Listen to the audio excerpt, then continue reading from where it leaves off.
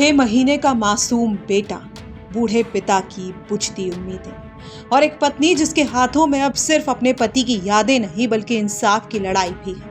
उत्तर प्रदेश के देवरिया के रहने वाले 33 साल के राकेश चौहान की मौत ने परिवार से उनका सहारा छीन लिया। लेकिन इस कहानी का सबसे भयावह हिस्सा मौत नहीं बल्कि वो सवाल है जिसका जवाब आज तक किसी के पास नहीं है। सवाल है कि मौत के बाद राकेश के शरीर के अंग आखिर गए कहां? राकेश चौहान नवंबर 2025 में मर्चेंट नेवी में फीटर के पद पर नौकरी करने के लिए वेनेजुएला गए थे।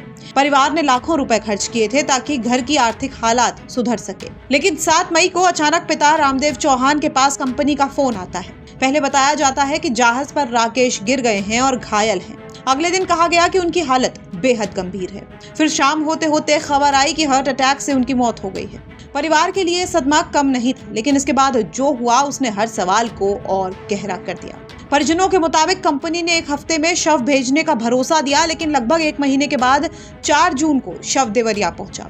पुलिस की मौजूदगी में जब स्थानीय डॉक्टरों ने शव देखा तो उन्होंने पोस्टमार्टम करने से इनकार कर दिया। उनका कहना था कि शव का पहले ही पोस्टमार्टम किया जा चुका है, जबकि इस बारे में परिवार को कभी कोई जानकारी नहीं दी गई थी। जिला अधिकारी के आदेश पर मेडिकल बोर्ड ने दोबारा पोस्टमार्टम किया। परिवार का आरोप है कि इस पोस्टमार्टम में सामने आया कि राकेश के शरीर से ब्रेन, हार्ट, दोनों फेफड़े, लिवर, किडनी, स्प्लीन, पेनक्रियाज, पेट, आंतें, थायराइड, हायोइड, बोन, लैरिंक्स और ट्रेकिया समेत कई अंग मौजूद नहीं थे। परिवार का कहना है कि इसी वजह से मौत का कारण भी साफ नहीं हो सका है।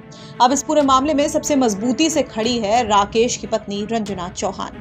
6 महीने के बेटे की मां रंजना ने हार नहीं मानी है। वो लगातार भारतीय दूतावास और संबंधित विभागों को चिट्ठी लिखकर पूरे मामले की निष्पक्ष जांच और कार्रवाई की मांग कर रही है। रंजना चौहान ने कंपनी पर गंभीर आरोप लगा दिए हैं। उनका कहना है कि कंपनी के लोग धमकी दे रहे थे, कह रहे थे कि बॉडी रिसीविंग पर साइन कर दो, नहीं तो बॉडी कहीं फेंक देंगे। हम ये जानना चाहते थे कि आखिर मेरे पति के साथ हुआ क्या था। रंजना का आरोप है कि उनके पति की हत्या हुई है। उनका कहना है कि बिना परिवार की मर्जी के पोस्टमार्टम कराया गया और जब शव भारत पहुंचा तो उसके कई अंग गायब थे। उन्होंने मानव अंगों की तस्करी की भी आशंका जताई है। इतना ही नहीं, रंजना का आरोप है कि कंपनी ने उनके नाम से फर्जी हस्ताक्षर भी किए। वो कहती है कि उन्होंने कोई साइन नहीं किया था, उनके नाम पर फर्जी सिग्नेचर कर दिए गए। उनका नाम रंजना चौहान है और वो हमेशा अंग्रेजी में साइन करती हैं, लेकिन दस्तावेज में आर रंजना लिखकर हिंदी में हस्ताक्षर किए गए। इसकी फोरेंसिक जांच होनी चाहिए। रंजना ने अपनी शिकायत में ये भी मांग की है कि पूरे मामले की स्वतंत्र एजेंसी से आपराधिक जांच कराई जाए। कंपनी, जहाज प्रबंधन और संबंधित अधिकारियों की भूमिका की जांच हो और परिवार को बीमा मुआवजा तत्काल दिया जाए। ये कि जब बॉडी आई तो क्या देखा आपने? बॉडी हम लोग लेकर गए पीएम हाउस।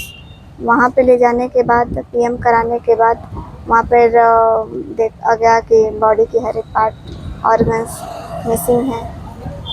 क्या लग रहा है आप लोगों को? हमारे पति की हत्या हुई है। हत्या करके कौन लोग शामिल है?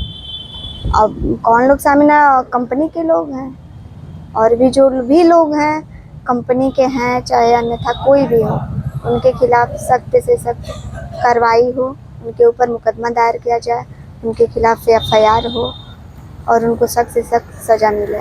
प्रशासन क्या कर रहा है इसमें? लोग मिले हैं कि नहीं DM से? और क्या? ना सर, अभी नहीं। अभी इससे पहले मेरा बहुत ज़्यादा तबीयत खराब था। तबीयत खराब होने के कारण मैं अभी मिल नहीं पाई। अब मिलूंगी।